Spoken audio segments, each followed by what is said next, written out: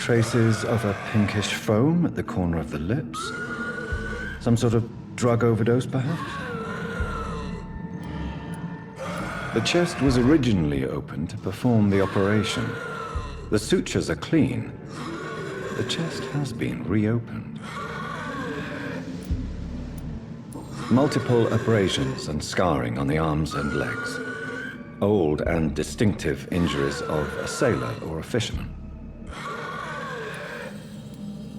A puncture over the left lung, possibly a chest tube insertion. Not the cleanest work, but I think it was successful.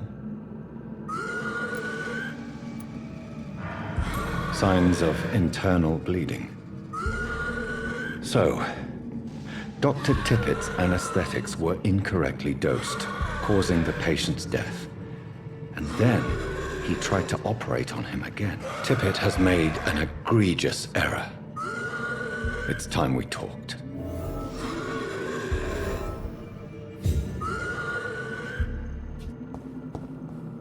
It's locked, all right.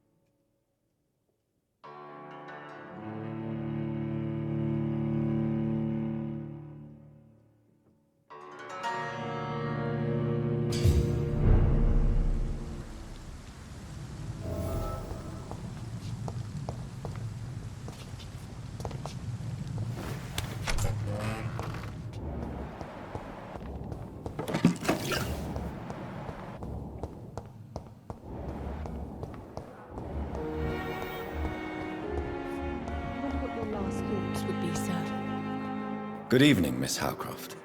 I'm glad to see you safe and back at the Pembroke. And I'm glad to meet you too, mortal. I see things much more clearly since I escaped those hunters. And that includes you, Jonathan.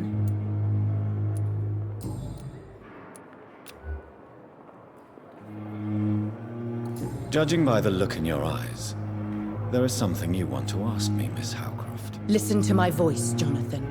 You can't refuse to answer my questions. Speak now. Tell me about you and that fancy red-headed lady. You mean Lady Ashbury? What about her? Don't resist me. Answer now, Doctor. What's really going on between you two? I love her. I love her dearly. It's that simple. Now, Jonathan, I want you to forget we had this little conversation.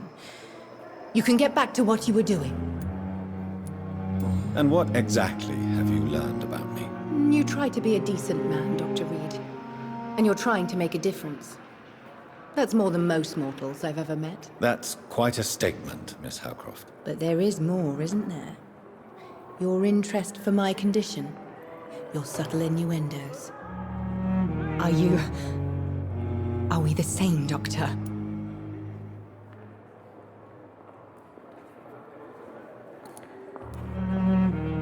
Trust me, Thelma. I really wish I could be your kind of vampire. But I am not. For once I sense real honesty in your voice, Dr. Reid. Somehow that frightens me. Do you think about Thomas's death sometimes? Every night. I did not want to kill him. I liked him. And now those hunters want me dead. You're safe as long as you stay here. Those people who hunted you have learned their lesson. I can assure you. These walls will not protect me, Doctor. They will never forget the crime I've done. And nor will I.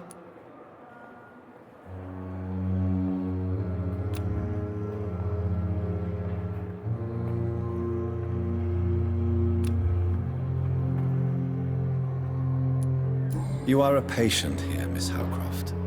Someone with real needs who deserves peace and treatment. I will protect you. Don't be ridiculous, Doctor. How could a mortal carry all the pain of the world on his shoulders? I should be far more cautious. You're no murderer, trust me. Only a fool would believe otherwise. How long before other mortals start hunting me? As always, blood is the only price for blood.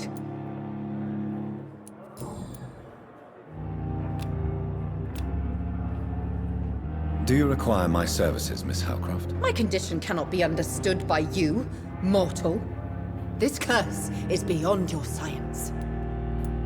Well, until the day science finally admits failure, please accept this little contribution. Thank you, Doctor. Your efforts are admirable, though laughable. I'll leave you, Mistress of the Dark, to your nocturnal activities. Time has lost its effect on me, but the suffering continues.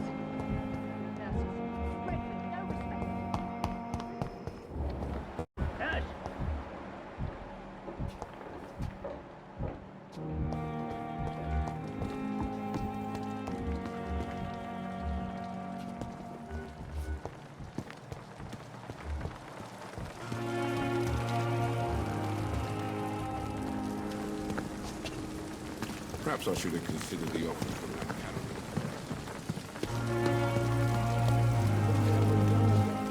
caliber. Good evening, Nurse Brannigan. Good evening, Doctor.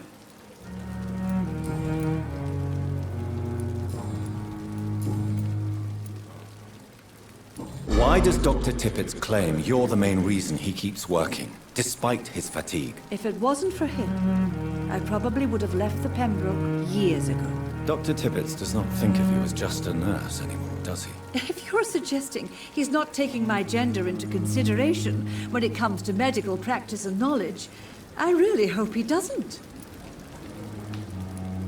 Tell me what Dr. Tippett did. I know his mistake caused a patient's death. If I had not covered up his error, Dr. Tippett would have been fired from this hospital. I could not let that happen. You can't allow your emotions to dictate your conduct concerning patients, Nurse Brannigan. Look around you, Dr. Reid. Do you really think we can afford to lose a brilliant practitioner like Dr. Tippett in our situation?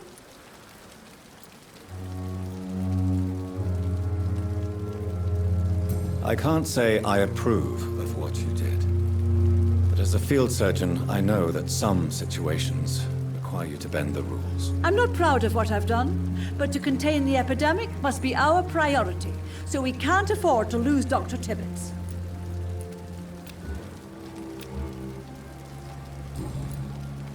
Goodbye, nurse. Call me if you need assistance.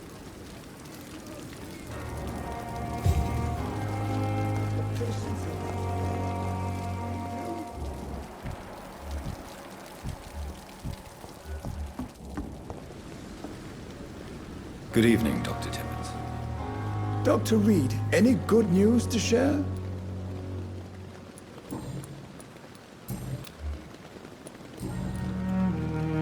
Corcoran, I want you to tell me about Mr. Connor. How did he die? What happened? He was my patient. He died because of my mistake. That's the blunt truth. What was the nature of the mistake? It was a twofold error. My diagnosis was wrong, and the administered dosage was too strong. Why not stop practicing? Are you mad? I killed that man, I admit it, and it won't happen again. I have saved so many lives since then. Who was this patient? I don't know. Some sick man from the docks, maybe a fisherman. I had no time to talk with him. No one claimed a body.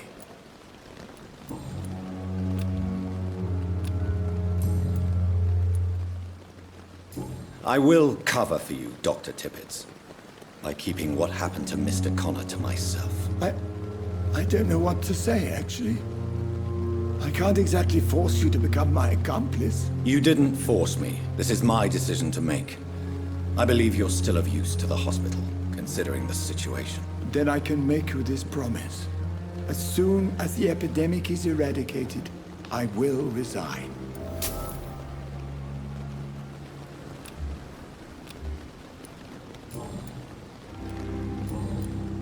Goodbye, Dr. Tippett.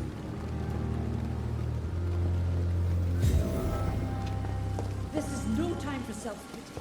It is the last thing our patients need.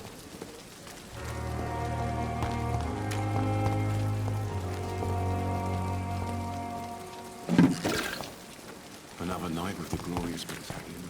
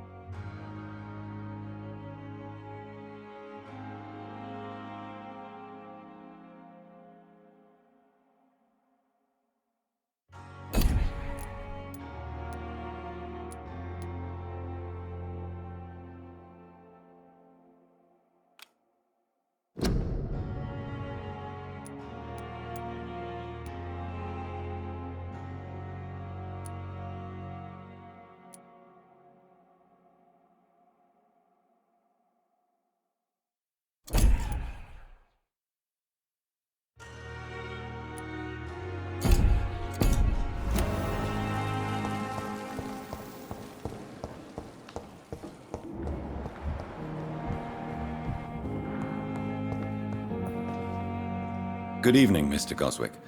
How are you? I'm okay. I've read your letter, Mortimer. You wrote about an unbearable feeling of despair, while the world crumbles around you. Tell me more about it. There's nothing more to say, really. It's hurtful, it's unbearable, and I don't ask anyone to understand what I feel.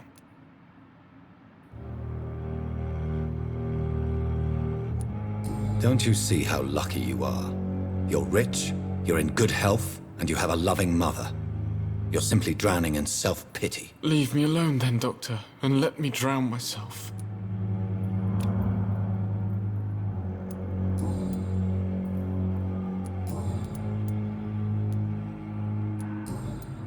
I have to go now, sir. But don't hesitate to contact me if you need any help. Good evening, sir. Doctor. Good evening, Doctor. How is my son doing?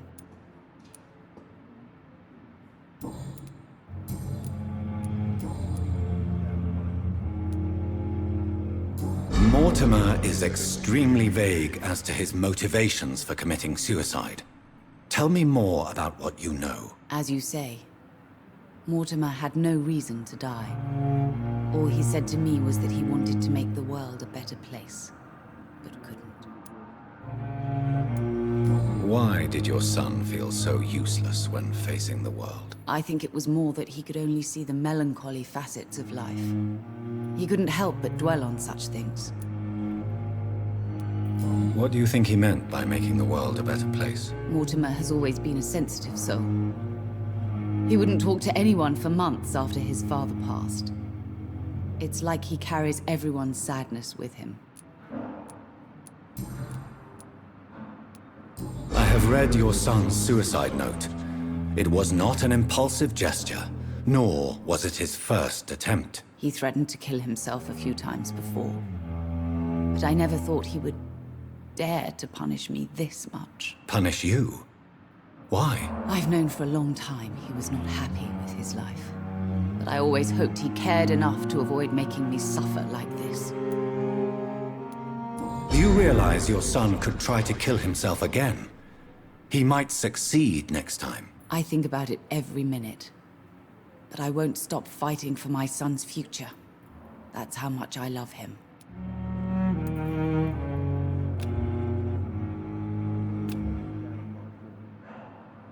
You're right. Your son's death was not fatal. And unlike many on their own, he is lucky to have you by his side. I can't give up on him. I just can't. I have conceded many times in my life, but giving up on my son is something I am incapable of.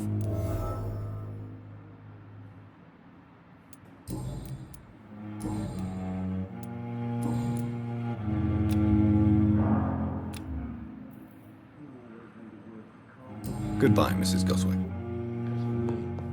What a blundering idiot. Good evening, Mr. Goswick. How are you? I'm okay. I have retrieved your letter, Mr. Goswick. I can assure you that nobody read it but me. Thank you. This is for you, then. For your help. And for your silence. I think you should talk to your mother. It would be good for both of you. Thank you, Dr. Reid. I'll think about it. Now please, let me be.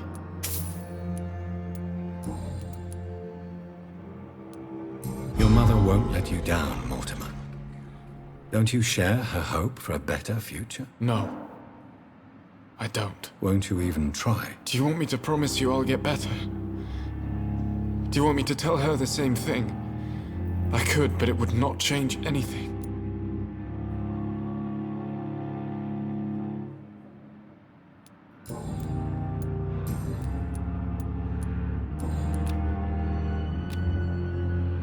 I have to go now, sir. But don't hesitate to contact me if you need any help. I'm all right. Don't waste your time with me.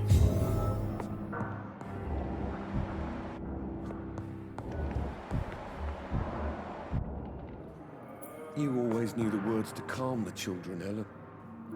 As for me, what a blundering idiot.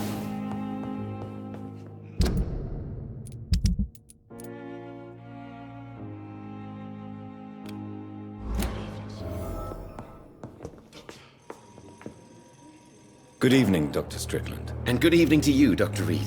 Can I be of any help?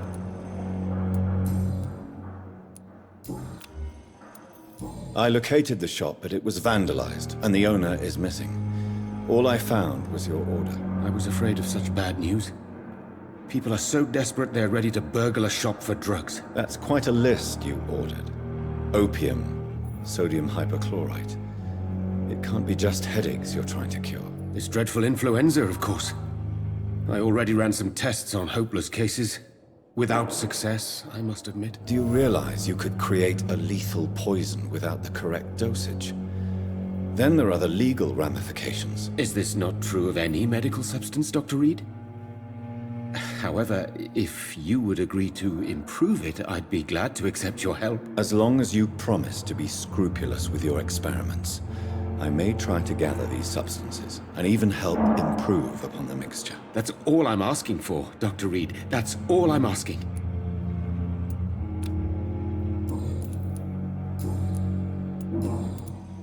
I want to know about these secret tests you run, and if they can save people from this epidemic. Speak to me now, Thoreau. I know I may sound presumptuous, but I'm just following your steps, Dr. Reid. I'm casting away the shadows of ignorance by daring to face them. Self-confidence is essential in our line of work, my young colleague, but only if tempered with the correct amount of cynicism. But you never doubt yourself, Dr. Reid. I've read all your articles and books. You performed the most daring research during the war.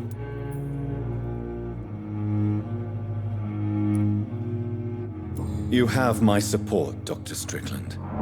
I know exactly what it feels like to battle an unknown disease, with only your mind and force of will to help you. Thank you, Dr. Reid. You don't know what that means to me.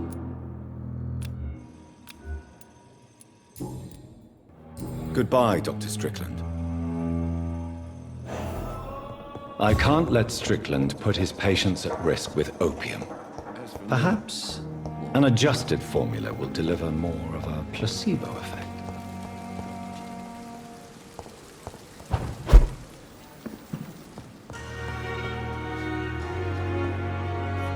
Strickland's project could be dangerous. I have a mind to report him to Dr. Aykroyd.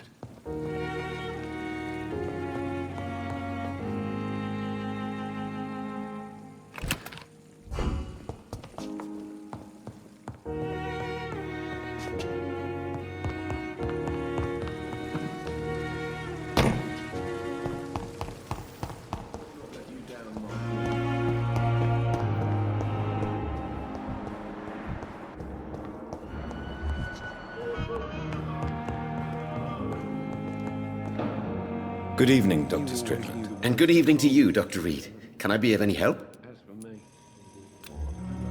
I have managed to improve the mixture by diluting it. Have you ever heard of Sir Joseph Francis Olive, or the placebo effect? No, I don't think so. Why? A placebo is a substance or procedure that has no actual physical effect. You made a placebo of my project. Why? Research has established that a placebo, as long as the subject believes in the effect, can provoke a positive physiological reaction. Really? That's fascinating. And you want me to, what, administer the placebo and see what occurs? Something like that, yes. Well, I'm a bit surprised, but I trust you, Dr. Reid.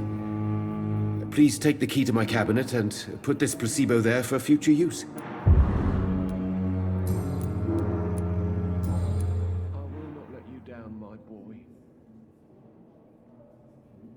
Goodbye, Dr. Strickland.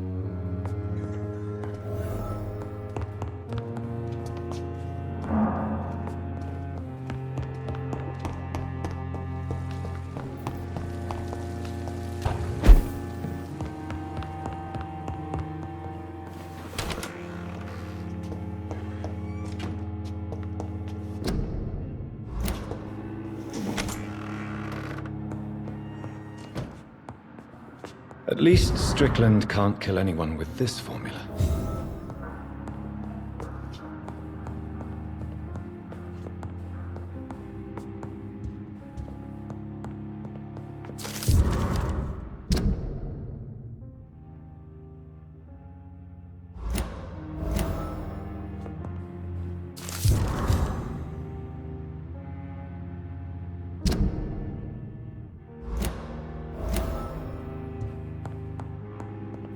It's locked.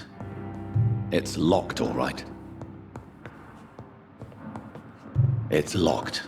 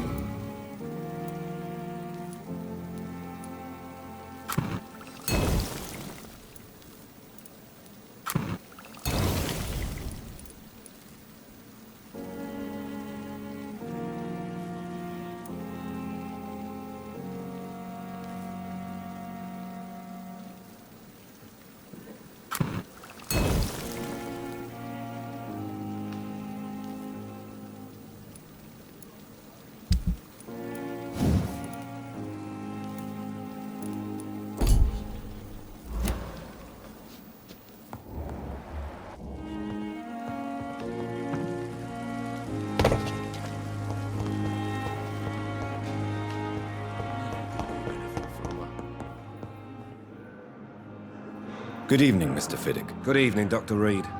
Any news about my operation?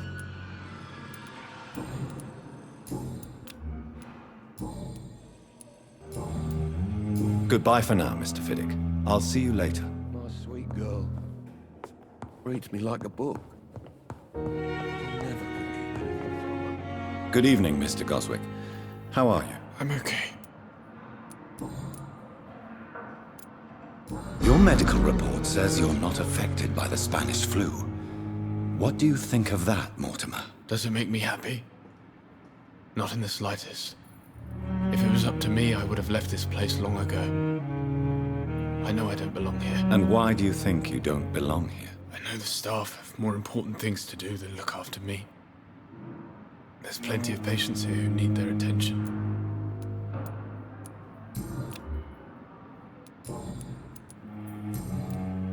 I have to go now, sir. But don't hesitate to contact me if you need any help. Good evening, sir. Doctor. Good evening, Doctor. How is my son doing? I've read your son's medical report, Beatrice. It's not the flu or anything life-threatening. What has you so worried? He was at death's door when he was brought here. I just want him to be better as soon as possible. He's not out of the woods yet, you know. He might need to stay here longer than expected. Take care of him then, Dr. Reid. People here only seem to focus on contagious patients. I worry my poor Mortimer will be neglected.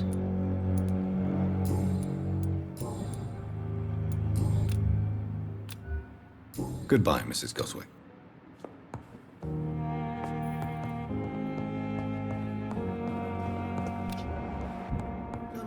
My sweet girl. I'm quite busy right now, Dr. Reid.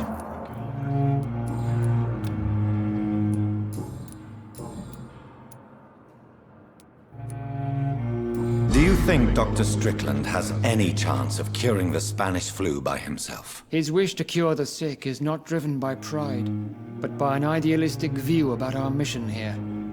Honestly, I don't know which is worse. You consider him a good practitioner, yet you will not report his methods. Strickland may be a rival, but I will not use dirty tricks or regulations to prove him wrong. We are doctors, not politicians.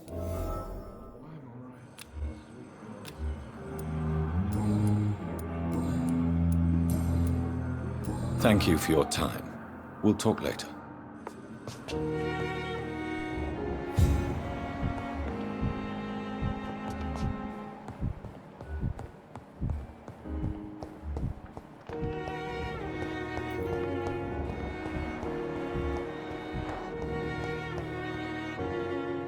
Good evening, Nurse Hawkins. Good evening, Dr. Reid.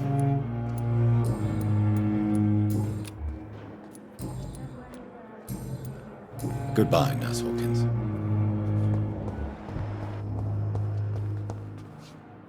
Hello again, Dr. Reid. I feel better already. Can I go soon?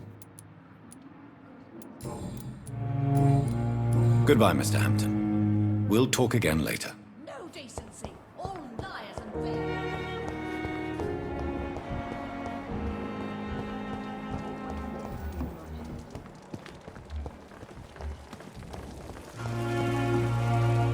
Good evening, Milton. Good evening, Doctor. Still trying to save lives?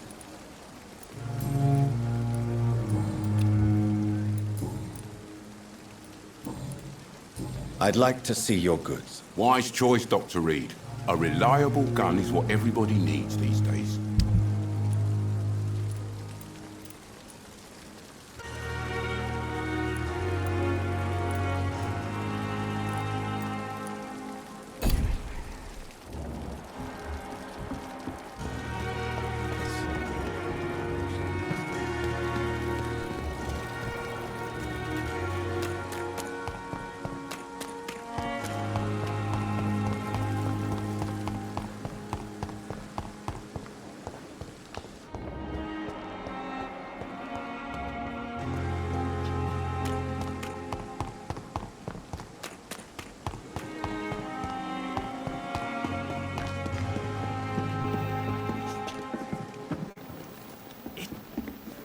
Good evening, Dr. Reid.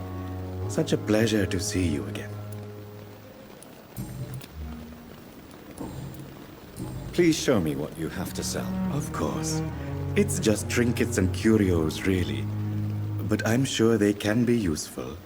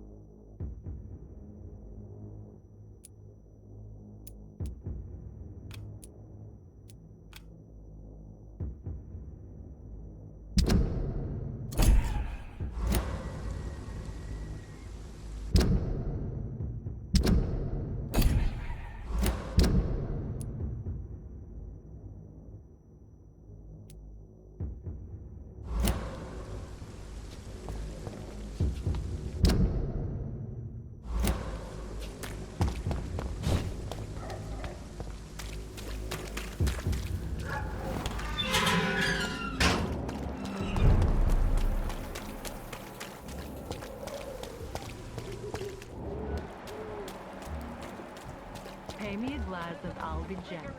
Pay me a bottle and I'll... You pay for peace of mind. Can't you just look the other way this week, Joe?